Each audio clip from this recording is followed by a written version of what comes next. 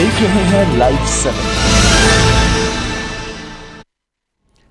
नमस्कार, मैं उदय शंकर। लाइव 7 की खास पेशकश में आप सबों का स्वागत है। हम बात करेंगे खाता नंबर 119 की। खाता नंबर 119 को लेकर हर दिन एक नया खुलासा लाइव 7 कर रहा है और आज इस खुलासे की कड़ी में हम आपको एक रिपोर्ट दिखाएंगे कि किस तरह से अराजकता फैलाने की कोशिश हो रही है, किस तरह से भोले भाले स्थानीय ग्रामीणों को बुलाकर उन्हें बताया जा रहा है कि एसआईटी की टीम आने वाली है, पूछताछ करने वाली है, लेकिन जब वो पहुंचते हैं तो वहां पता चलता है कि भू माफिया और अफवाह गैंग के लोग खड़े मिलते हैं।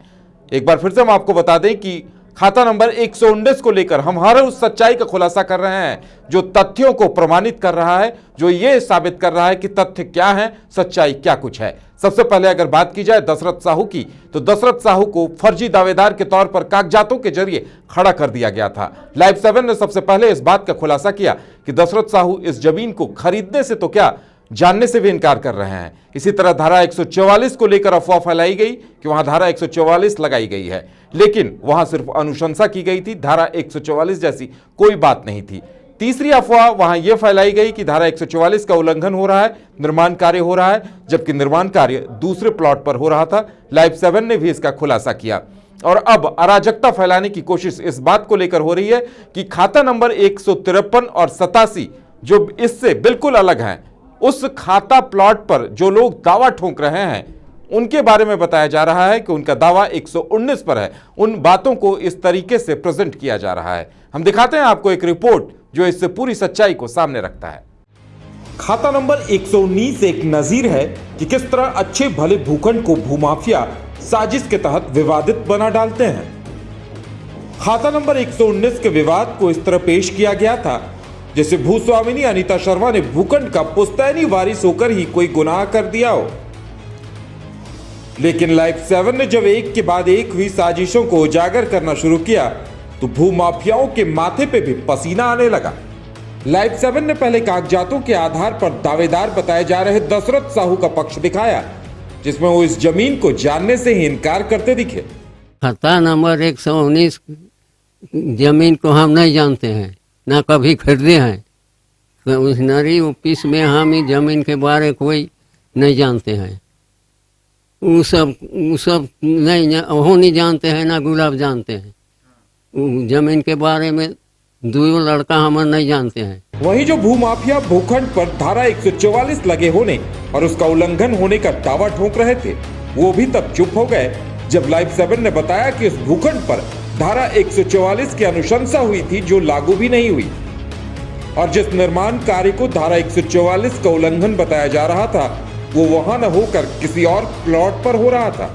हम खड़े हैं खाता नंबर 119 के 336 नंबर जो प्लॉट पे, जिसके बारे में कहा जा रहा है कि इस पे 144 लागू है और ख़ासतौर पर लाइव 7 जो है सच का साथ दिखलाता है, सच दिखलाता है। और यहाँ देख सकते हैं यहाँ काम नहीं चल रहा है, लेकिन हाँ एक तरफ यहाँ काम भी चल रहा है। तो इसके बारे में पता चला कि ये 144 के से अलग है और ये कोई पांडे जी हैं जिनका वकील हैं, उनका निजी काम चल रहा है।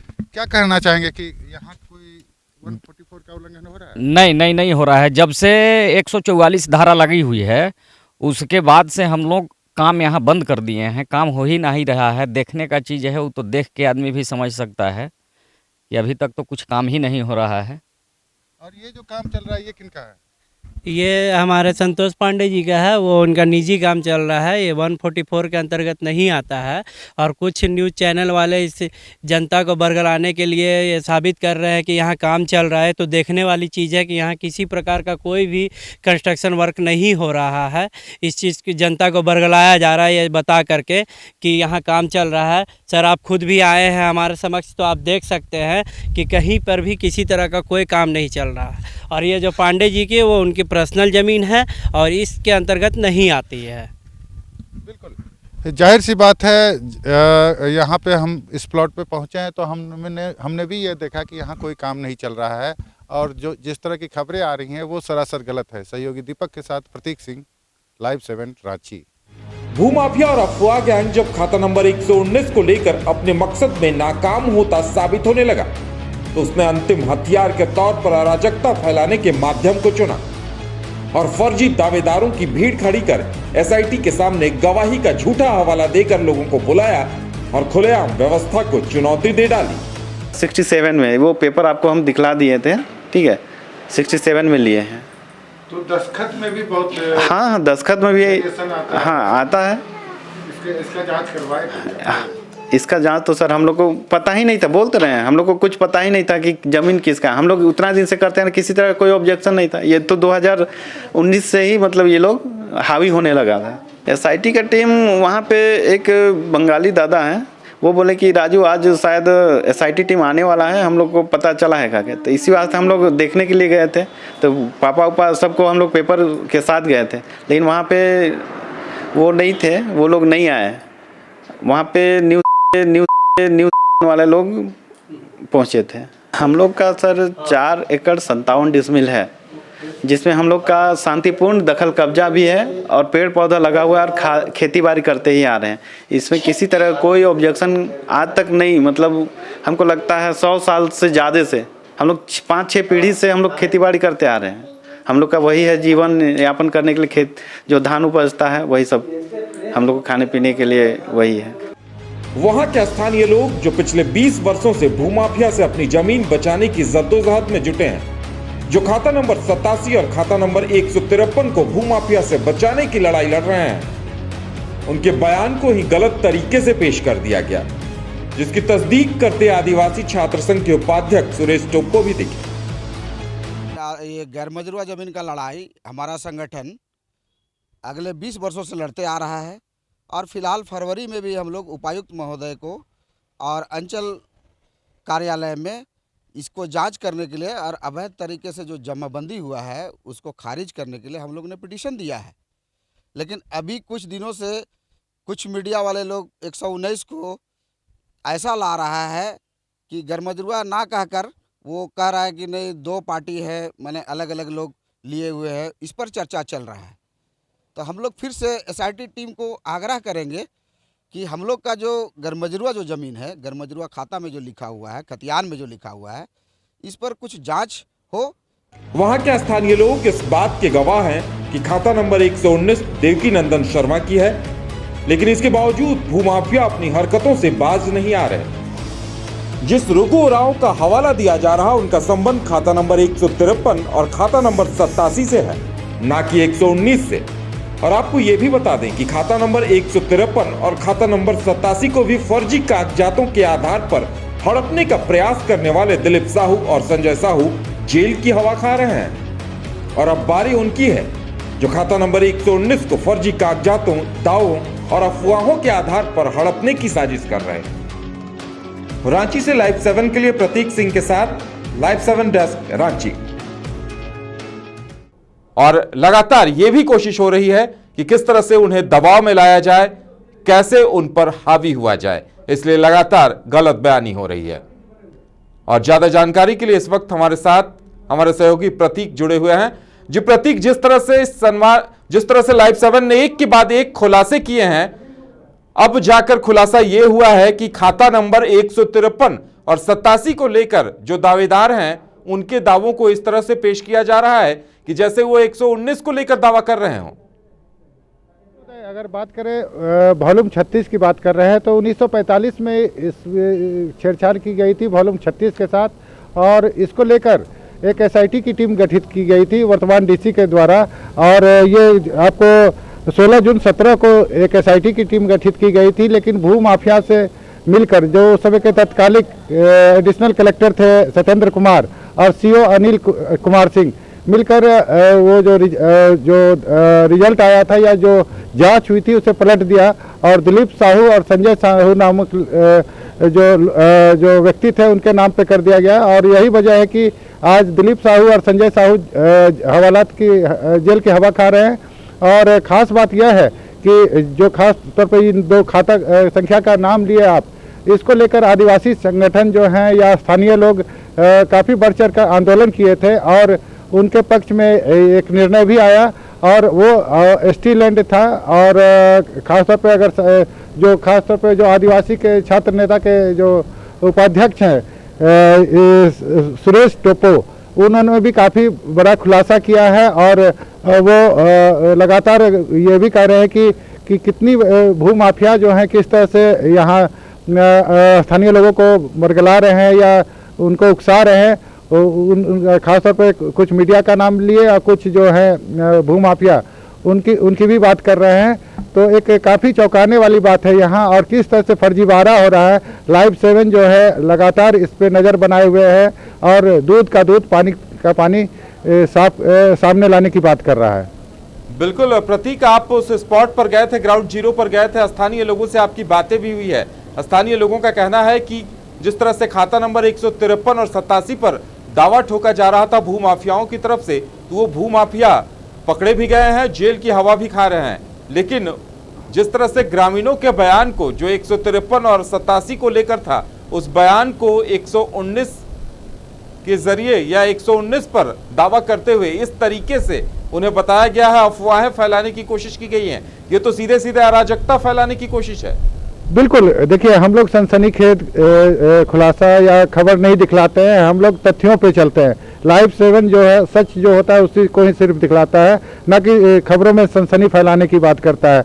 जो भी तथ्य सामने हैं लाइव 7 या हम खुद ग्राउंड जीरो पे जाते हैं और जनता के सामने लाते हैं। आप देख सकते हैं कि कल एक महिला बोल रही थी जिसके बारे में कहा जा रहा था कि 119 पे दावेदारी कर रही है, तो उसके पास कोई कागजात नहीं। उनका साफ यह कहना था कि जो प्रति ज़मीन है वो पब्लिक प्रॉपर्टी है। खासतौर पे कई लोग ऐसे भी होते हैं जो अपना ज़मीन खरीद लेते हैं और उसे छोड़ देते हैं काफ़ी दिनों तक या खेती नहीं करते। इसका मतलब ये नहीं हो गया कि वो किसी पब्लिक की प्रॉपर्टी हो गई। वैसे ही अगर आप बात करें कि एक और जो दावेदारी पेश कर रहे हैं, उन्हें कहा जाता है कि SIT की टीम आ रही है और उन्हें बुला लिया जाता है, लेकिन जब वो आते हैं तो कोई SIT की टीम नहीं रहती है। तो जाहिर सी बात है एक अराजकता फैलाने की मुहिम में जो स्वार्थी तत्व हैं वो भोली भाली जनता को या आदिवासी जनता को उकसाने की कोशिश करते हैं। लेकिन 183 और 153 और 87 जो खाता संख्या भूमि है वो आदिवासी लैंड है और उन्हीं के हाथ में है। बिल्कुल प्रतीक, आप बने रहे हमारे साथ। 19 की भूस्वामिनी अनीता शर्मा जी जुड़ी हुई हैं। अनीता शर्मा जी, लाइव 7 पर एक बार फिर से आपका स्वागत है। अनीता शर्मा जी, आपसे जानना चाहेंगे कि अब जिस तरह से लाइव 7 ने लगातार कई खुलासे किए हैं, सच्चाई को सामने रखा है, लड़ाई किस और जाती दिखाई दे रही है?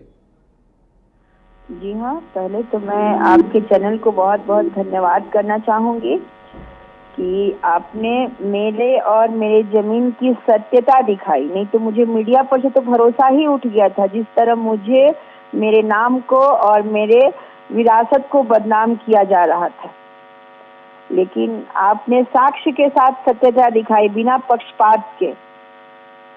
ये उसके लिए मैं आपका धन्यवाद करूंगी और इससे मुझे बहुत शक्ति मिली। मुझे मीडिया पर भरोसा है कि आगे भी मेरी जमीन की सत्यता दिखाएगी। मुझे इस बात से कोई परेशानी नहीं है कि मेरी जमीन को कितने जांच द्वारा गुजरना होगा। सरकार चाहे तो इससे भी ज़्यादा उच्च स्तरीय जांच करा ले, मुझे कोई परेशानी नहीं है। लेकिन मुझे सत्य, मेरी जमीन का सत्य सामने सबके आना चाहिए।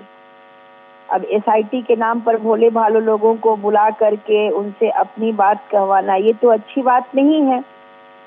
ये जो भी मीडिया कर रहा है ये बहुत शर्मनाक बात है। नंबर 153 और 87 पर जो दावा है उसे इस तरह से पेश किया गया जैसे वो 119 पर दावा कर रहे हों। 87 नंबर जमीन आदिवासी खतियान जिस रुगु उरांव का जिक्र किया गया है, ये उस रुगु उरांव के वंशज की जमीन है, खाता नंबर 87। मुझे इसलिए मालूम है कि ये हमारे जमीन प्लॉट नंबर 1348 के बगल में ही है। और वहां जो ग्रामीणों का दावा है उसे इस तरह से दिखाया गया, तो कहीं न कहीं कहा जा सकता है कि ये भी भूमाफियाओं की साजिश थी। ये भी भूमाफियाओं की साजिश थी। इसमें मैं सरकार का धन्यवाद करना चाहूंगी कि सरकार ने सत्य का साथ दिया और उसकी भी खुलासा की गई कि 87 नंबर जमीन मूलतः रुगु उरांव की थी और उसको भूमाफियाओं ने गलत इस्तीफा के द्वारा दिखा करके खरीद बिक्री का काम किया, जिसका खुलासा हुआ और वो असली हकदार के पास जाना चाहिए। बिल्कुल अनीता जी, जिस तरह से अफवाहें फैलाई गई, आपका चरित्र हनन किया गया, तो उन सब का मकसद क्या कुछ रहा होगा? उनका मकसद में देखिए, मूल मकसद है हमारे संपत्ति को हड़पना। जो भू माफिया ये काम कर रहे हैं वो जमीन के गलत कागजात बना करके और किसी भी अनजान लोगों के जमीन को हड़पना चाहते हैं। वो चाहे मेरी जमीन हो या आदिवासियों की जमीन हो या जिसकी भी जमीन हो। लेकिन मैं आपका धन्यवाद करूंगी, आप की कोशिश लगातार हुई है। जी अनीता जी, माना जा सकता है कि दबाव बनाने की कोशिश थी। चरित्र हनन भी यही प्रयास होगा कि आप पर दबाव बनाया जाए ताकि आप ये लड़ाई हार जाएं। जी जी बिल्कुल, मैं एक महिला हूँ, घरेलू महिला हूँ, और मेरे ऊपर इस तरह का किसी का पहले नाम को बदनाम करना, जब नाम के साथ मैंने प्रेस कॉन्फ्रेंस किया उसके बाद भी लोगों को जमा कर मेरे खिलाफ बयान दिलवाना, ये हमारे ऊपर दबाव है कि हम इस लड़ाई से हट जाए।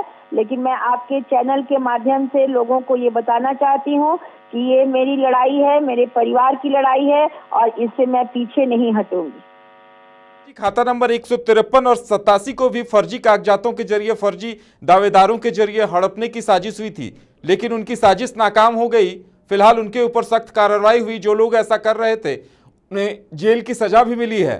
तो क्या लगता है कि खाता नंबर 119 को लेकर भी जिन भूमाफिया लोगों ने अफवाहें फैलाई और इस तरह से प्रयास किया आपको हतोत्साहित करने का, फर्जी कागजात, फर्जी दावेदार तैयार किए, खड़े किए, क्या उनके साथ भी ऐसी सख्त कार्रवाई होनी चाहिए? क्या कहेंगे आप? बिल्कुल होनी चाहिए। मैं सरकार से दरख्वास्त करती हूँ, जरूरत होगा मैं न्यायालय में भी इनके खिलाफ जाऊंगी, भूमाफियाओं के खिलाफ, ब्लैकमेलर चैनल के खिलाफ, मैं सबके खिलाफ न्यायालय तक भी जाऊंगी। मैं किसी को किसी कीमत पर छोड़ने वाली नहीं हूँ, चाहे मुझे सुप्रीम कोर्ट तक जाना पड़े, क्योंकि मैं सत्य हूँ। चलिए अनीता जी, हमारे साथ जुड़ने के लिए और अपनी बात रखने के लिए आपका बहुत बहुत धन्यवाद। तो ये थी भूस्वामिनी अनीता जी, जिनका कहना था कि वो इस मसले पर कहीं से भी कमजोर नहीं पड़ेंगी और अगर ज़रूरत पड़ी तो इस अदालती लड़ाई को सुप्रीम कोर्ट तक लेकर जाएंगी। जिस तरह से उनका चरित्र हनन हुआ है, गलत बयानी की गई है, गलत फर्जी दावेदार खड़े किए हैं, इन सब के खिलाफ वो मुकाबला करेगी। हमारे साथ हमारे संवाददाता प्रतीक जुड़े हुए हैं। जी प्रतीक, जिस तरह से अनीता शर्मा जी का कहना है कि अराजकता फैलाने की कोशिश की गई है, दूसरे प्लॉट्स को लेकर जिस तरह से वहम फैलाया जा रहा था कि धारा 144 में काम किया जा रहा है, वही काम फिर से एक बार हुआ है।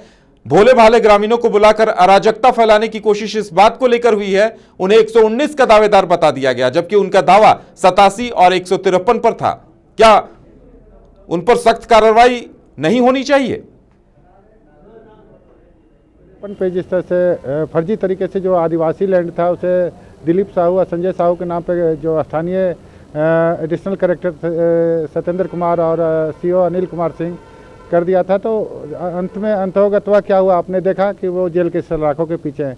जाहिर सी बात है, जो सच का साथ देगा न्याय भी उसी को मिलेगी, जो फर्जीवाड़ा करेगा उसे जेल में जाना होगा। तो इन सभी बातों को स्थानीय लोग भी अब गंभीरता से समझने लगे हैं। आज भी हम ग्राउंड जीरो पर गए थे रिपोर्ट करने, जहां सुरेश टोपो नामक आदिवासी छात्र संगठन के उपाध्यक्ष मिले। उनका कहना था कि देखिए, जो जिनके नाम पे ज़मीन है वो अपना अधिकार जरूर करें, लेकिन जो गैर मजरूआ ज़मीन है उसे चिन्हित कर सरकार अलग कर दे, ताकि वो स्थानीय लोगों या ग्रामीणों या विकास के काम में या सरकार के समक्ष वो ज़मीन रहे। क्योंकि जो कुछ भूमाफिया ऐसे हैं कि जो हर एक ज़मीन पे अपना दावा पेश कर रहे हैं, लेकिन हकीकत में उनके पास कुछ नहीं है, कोई कागजात नहीं है। तो इसीलिए एसआईटी की भी टीम का गठन हुआ है और जल्द ही एसआईटी अपनी रिपोर्ट साबित करेगी, जिसमें दूध का दूध पानी का पानी साबित होगा और जिसका जो ज़मीन है उसको वो अधिकार मिलेगा। जी प्रतीक, हमारे साथ जुड़ने के लिए और तमाम जानकारी देने के लिए आपका बहुत बहुत धन्यवाद। तो लाइव 7 फिर से आपके सामने नए खुलासे लेकर आएगा खाता नंबर 119 को लेकर कि किस तरह से फर्जी दावेदार खड़े किए गए, फर्जी तथ्य रखे गए और गलत तरीके से अराजकता फैलाने का प्रयास गलत बयानी करके की जा रही है। हर उस बात का खुलासा हम करेंगे जो लोगों को भ्रम में डालता है, क्योंकि यहां दावों की फर्जी चेन खड़ी की गई है और उन दावों को काटने का काम लाइव 7 करेगा। वक्त हो गया एक छोटे से ब्रेक का, लौटते हैं ब्रेक के बाद, बात करेंगे कुछ और खबरों की।